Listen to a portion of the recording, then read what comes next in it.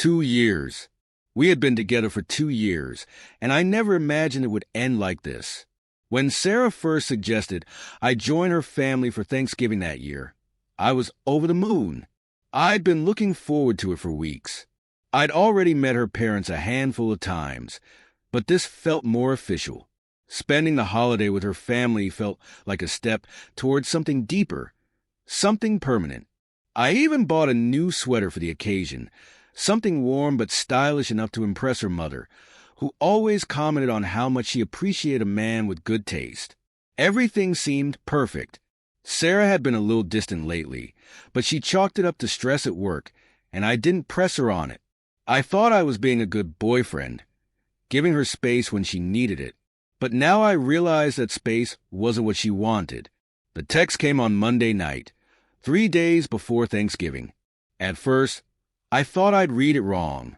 "Hey, babe, I don't think Thanksgiving is going to work out this year. My parents decided to keep it really small, just family. I'll make it up to you.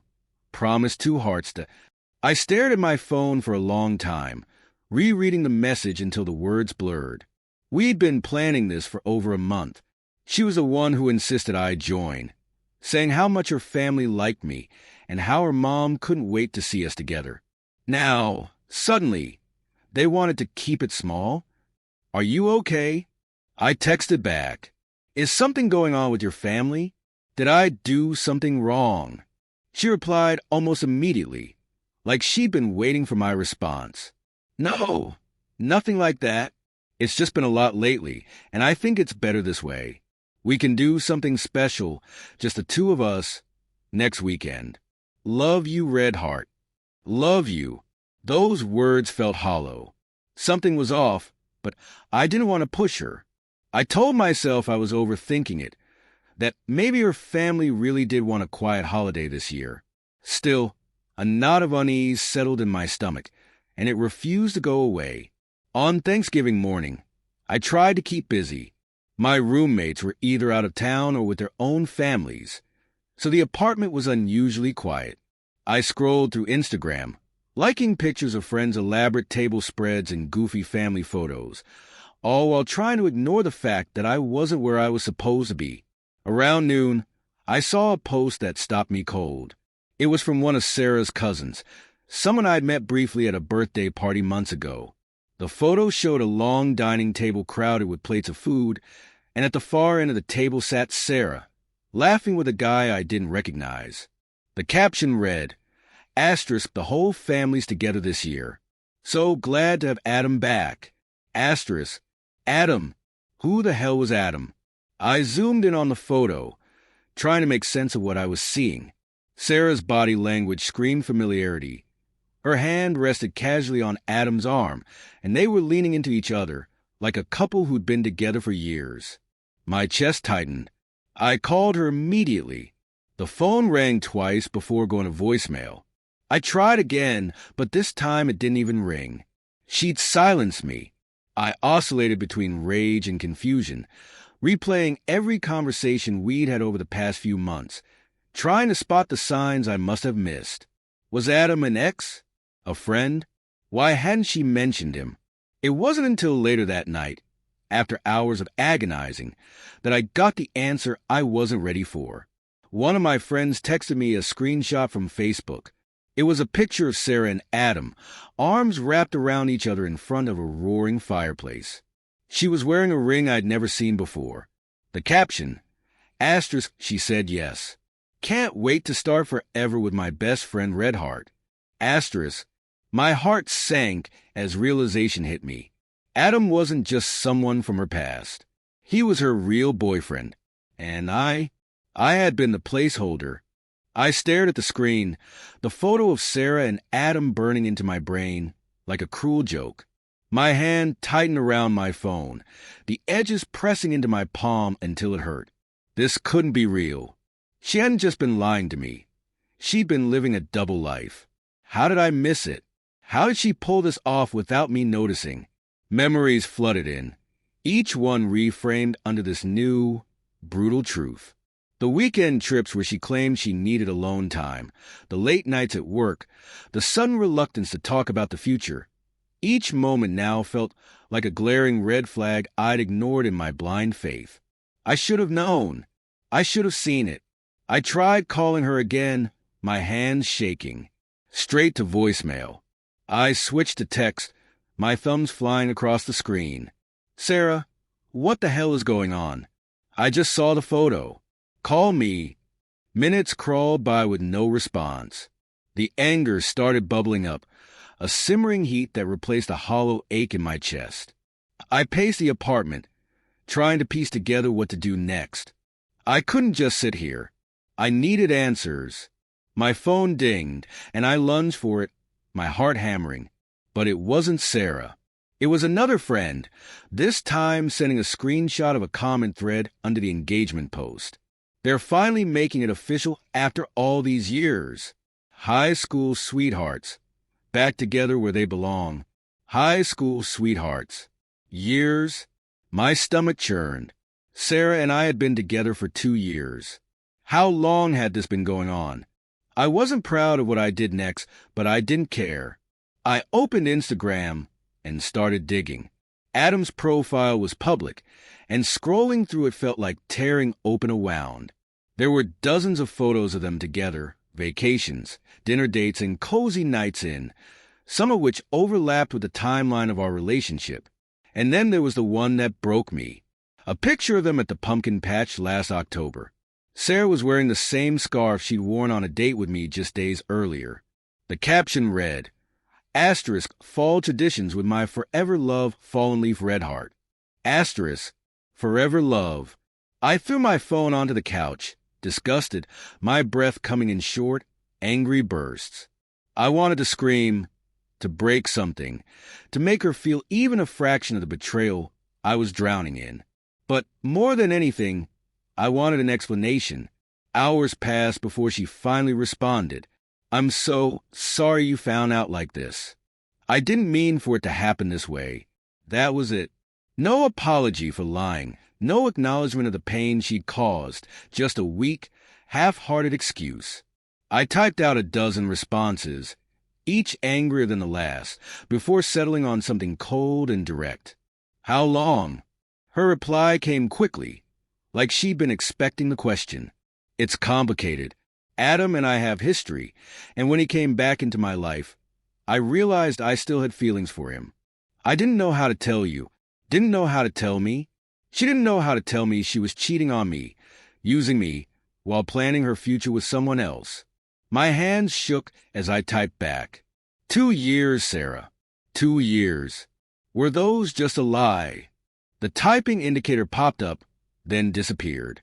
She was either too cowardly or too indifferent to answer. That night, I didn't sleep. My mind raced with 1,000 questions, each one more painful than the last. How long had she planned to keep me in the dark? Would she have ever told me the truth if I hadn't found out?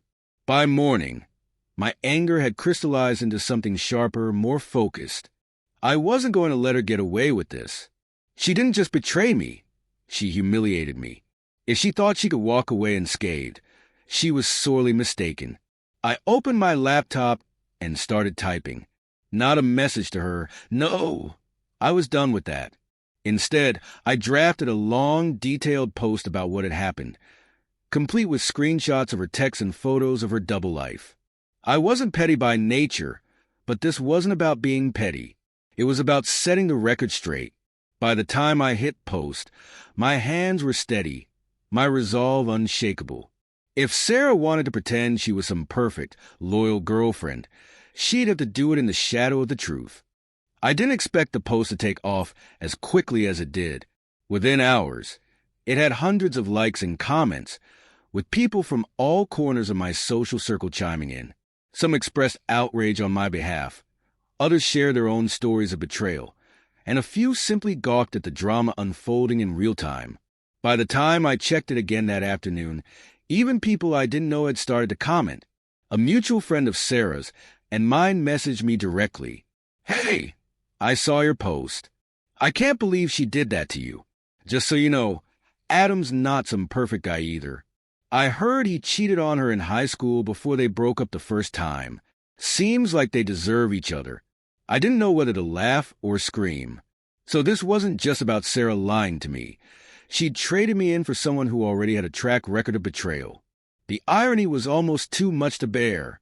But as satisfying as it was to see the truth out in the open, I knew I couldn't just sit back and let the internet do the rest. I needed closure. Real closure. Not just the shallow kind that came from public validation. I needed to confront her face to face. That evening, I texted her one last time. We need to talk. In person. She didn't respond for hours, and I'd almost given up when her reply finally came through. Fine. Tomorrow, after work. Your place.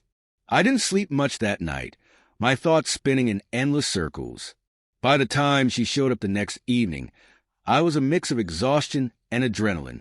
She knocked softly, like she didn't want to be heard, and when I opened the door, I barely recognized her. Sarah looked different. Her usual confident air was gone, replaced by something that looked a lot like guilt. She stepped inside without meeting my eyes, her hands clenched tightly around the strap of her purse. Thanks for agreeing to meet, she said, her voice quiet. I closed the door behind her and gestured toward the couch. Let's just get this over with. She flinched at my tone but didn't argue. Sitting down, she looked at her hands, avoiding my gaze. For a moment, the room was silent except for the faint hum of the fridge. Why? I finally asked, breaking the tension. My voice was steady, but I could feel the anger bubbling just beneath the surface. Why don't you just tell me the truth? Why keep me around if you were planning this with Adam the whole time? She let out a shaky breath, her eyes glistening. It wasn't like that, okay? I didn't plan for this to happen. When I met you, I thought I was ready to move on. I thought Adam was out of my life for good. But then, he came back. And what? You decided I was just a placeholder. My words came out sharper than I intended, but I didn't care. Do you even realize what you've done? How much you've hurt me? Tears started to spill down her cheeks, but instead of softening me, they only made me angrier. She didn't get to cry. Not after what she'd done. I didn't know how to tell you, she said, her voice cracking. I didn't want to hurt you, but I... Stop. I held up a hand, cutting her off. You didn't want to hurt me? That's a joke, right? You let me believe we had a future together while you were planning a life with someone else. You didn't just hurt me, Sarah. You broke me. Her sobs grew louder, but I refused to let myself feel pity. I'd spent 2 years bending over backward to make her happy, to be the boyfriend she deserved, and this was how she repaid me. I loved you, I said, my voice breaking despite my efforts to stay calm. And you threw it all away for someone who already broke your heart once. Do you even know what you want, or are you just chasing some fantasy? She looked up at me then, her face streaked with tears. I'm sorry, she whispered. I never meant for it to end like this. I laughed bitterly. Well, it did, and now you get to live with the consequences. For a moment, she didn't say anything, just sat there, staring at her hands. Finally, she stood up, smoothing her skirt with trembling hands. I should go, she said softly.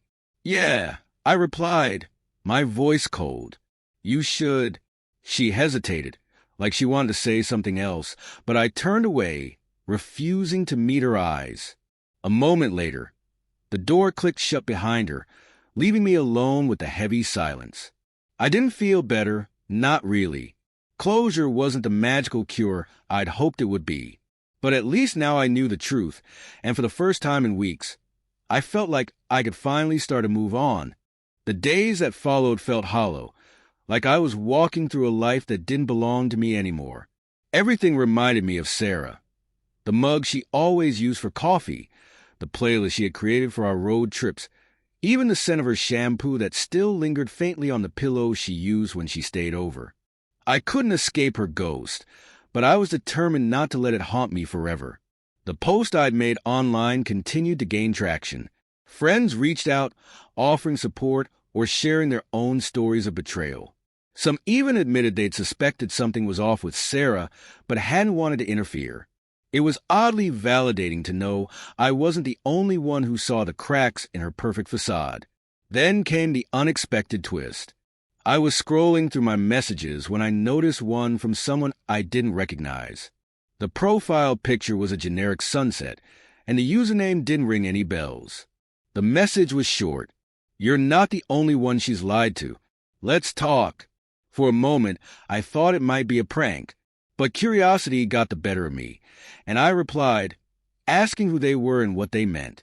Within minutes, I received a response. "I'm Adam's ex, call me." My heart raced as I stared at the phone number she'd sent. After a moment's hesitation, I dialed. A woman answered almost immediately, her voice sharp and no nonsense. "This is Ellie," she said. "I'm guessing you're the guy Sarah's been stringing along." "Yes," I replied cautiously. "How do you know Sarah?" She let out a bitter laugh. "Because she's been trying to sabotage me and Adam for years. I only found out about you recently. One of her cousins let it slip during Thanksgiving. I figured you deserved to know the full story." My stomach tightened. "What do you mean, sabotage?" Ellie's voice grew colder. "Sarah doesn't love Adam, not really. She's obsessed with him, and she's willing to do anything to keep him. She's the reason we broke up in the first place.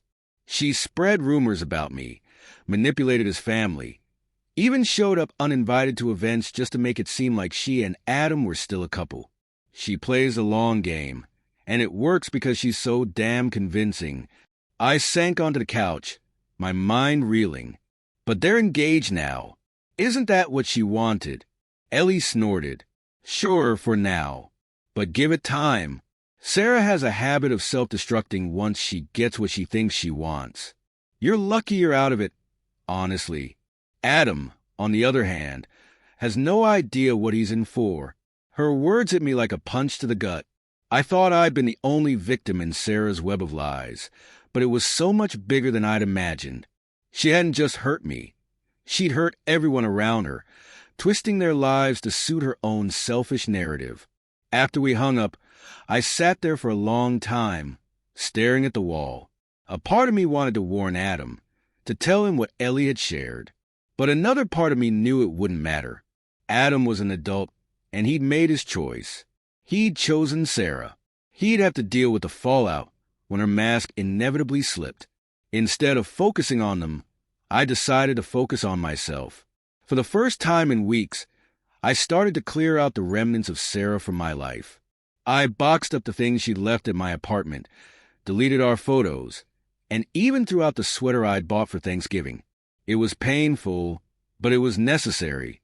In the process, I stumbled upon an old journal I hadn't touched in years. I opened it hesitantly, flipping through pages filled with messy handwriting and half-finished thoughts. It was a reminder of who I was before Sarah came into my life, a person with dreams and passions that had nothing to do with her. That night, I wrote for hours, pouring all my anger, sadness, and confusion onto the page. It didn't fix everything, but it helped. Slowly, I began to feel like I was reclaiming pieces of myself that I'd lost along the way. Then, a week later, something unexpected happened. I was at a local coffee shop, working on my laptop, when a woman approached my table. She looked vaguely familiar, and it took me a moment to place her. It was Ellie, the woman I'd spoken to on the phone. "Mind if I sit?" she asked, gesturing to the chair across from me. I nodded, surprised. "What are you doing here?" "I live nearby," she said with a shrug. "I figured I'd stop by and see how you're holding up." We talked for hours, sharing stories about Sarah and Adam, laughing at the absurdity of it all. It was strange, finding solace in someone who had also been hurt by the same tangled mess of lies. But there was something comforting about it, too, knowing I wasn't alone. By the time we parted ways, I felt lighter than I had in weeks. Ellie had given me a piece of advice I couldn't stop thinking about. Don't let her win by holding on to the anger. Move on.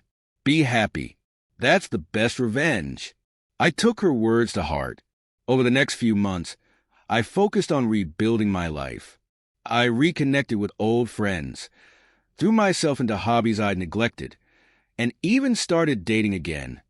Not to fill the void Sarah left, but because I was finally ready.